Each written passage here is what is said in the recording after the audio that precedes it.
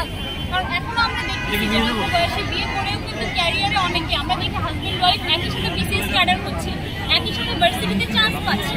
তো এটা অনেকের চোখে হয়তো এটা ভুল হতে পারে যে অল্প বয়সে বিয়ে করেছে, অনেকের চোখে হয়তো এটা ভুল নাও হতে পারে। আমি আসলে আমার মনে হয় না যে আমি খুব একটা তেমন ভুল করছি, না আমি বিয়ে করছি, বিয়ে করাটা আমার মনে হয় না কোনো ভুল কাজ। তো হ্যাঁ, আমি এটা বলবো যে মানে তোমরা কেউ বিয়ে করার আগে লাইফ পার্টনার চুজ করার আগে খুব ভালোভাবে দেখবা আসলে সে মানুষটা কেমন। যদিও মানুষকে আসলে সামনে থেকে দেখে বোঝা যায় না, তারপরও চেষ্টা সবাইকে বলবো যে সবাই চেষ্টা করবা যে তোমার পার্টনারটা আসলে কেমন, তার ক্যারেক্টারটা কেমন। কারণ ফিনান্সিয়াল প্রবলেম হলে না এগুলো স্যাক্রিফাইস করা যায়। আমার কাছে সে যদি গরিব হতো, তার সাথে যদি আমার মানে থাকে না মানে অনেক খারাপভাবেও থাকতে হতো, খেয়ে না খেয়ে এরকম, তাহলে হয়তো তার সাথে থাকা যায়।